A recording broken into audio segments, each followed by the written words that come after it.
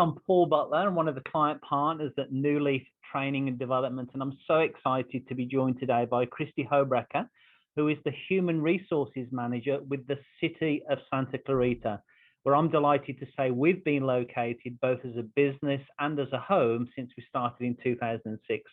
Kristi, for the last 15 years at New Leaf, we've really focused on three key things. Number one, helping people better manage themselves. Number two, helping people better lead others. And number three, helping people grow business acumen. So I just wondered what would be, from your experience, your recommended best practices in those three areas. But please do start, though, Kristi, by telling us a little bit more about what you do, your organization specifically, and who you serve. So over to you, Kristi, and I'll wrap it up when you're done. Okay, great. Thank you. Good morning. Thanks, Paul, for having me here today. I'm happy to be here. So my name is, like you said, Kristi Hobrecker, and I'm the Human Resources Manager for the City of Santa Clarita. I've actually lived here in the city for over 40 years, before we were even a city. And I have been fortunate enough to work for the city for over 18 of those years. So a little bit about our organization. What we do, who we serve. Our organization is made up of about 435 full-time employees working in 6 different departments. So we have our city manager's office, administrative services, community development, neighborhood services, public works, and the recreation and community services department. We also manage 3 public libraries, and we contract for public safety services through LA County Sheriff's and fire departments. So what we do, we serve our residents, we serve our community, we're here for them. We not only seek to provide the best services we can, but our goal really ultimately is to improve the quality of life for every resident that calls Santa Clarita their home, like I do.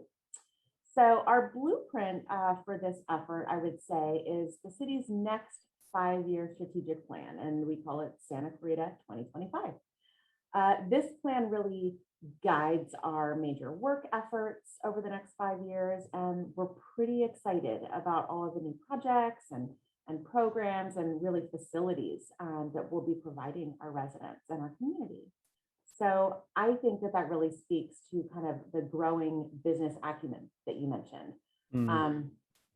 2 of the very first things that we share with new employees, many of whom are new to working in public sector for the first time, is first our city philosophy and next the strategic plan.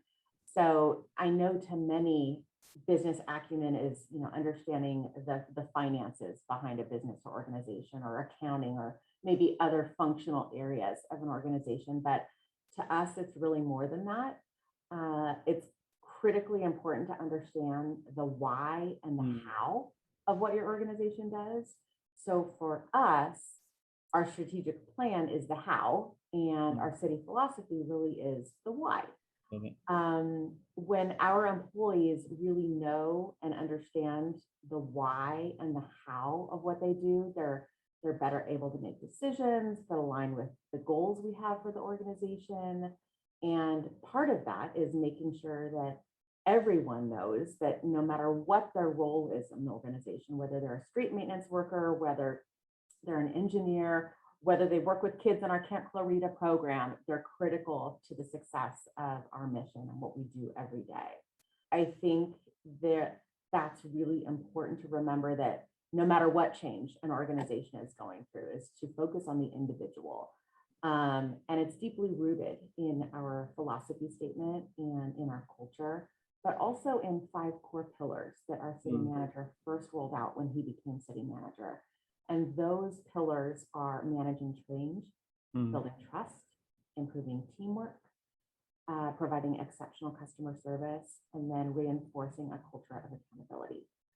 So ultimately, all of those 5 pillars kind of worked together for us to help manage the fear and the stress that really has come with the last year. We tried to reinforce these pillars with consistent messaging and ongoing training and constant communication. So I know all of us felt a sense of vulnerability at this time, and employees were bombarded by uncertainty, both in their, professional and personal lives on a daily basis. So one of the things that I am proud of that we did smack in the middle of the pandemic was we launched a survey to our employees. We asked them, what do you need from us? What are we doing right? What do you need more of? What do you need less of? How can we help you during this time?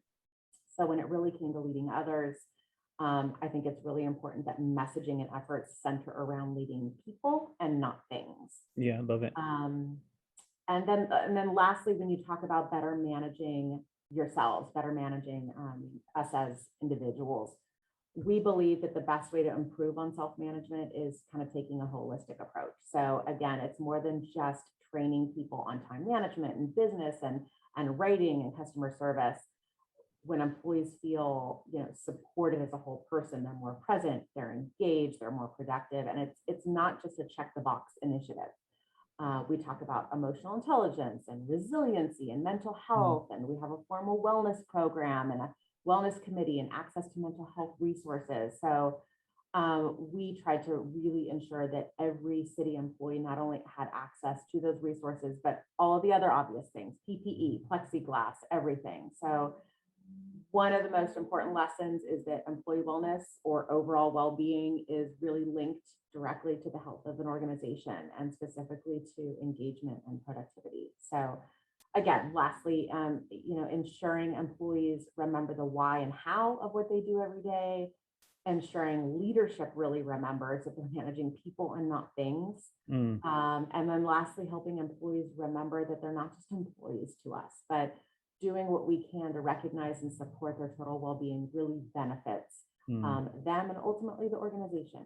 So that was a quick summary of kind of my thoughts and our best practices in those areas. And thanks for having me. Well, Kristi, thanks ever so much for those insights on helping people better manage themselves, lead others, and grow in business acumen.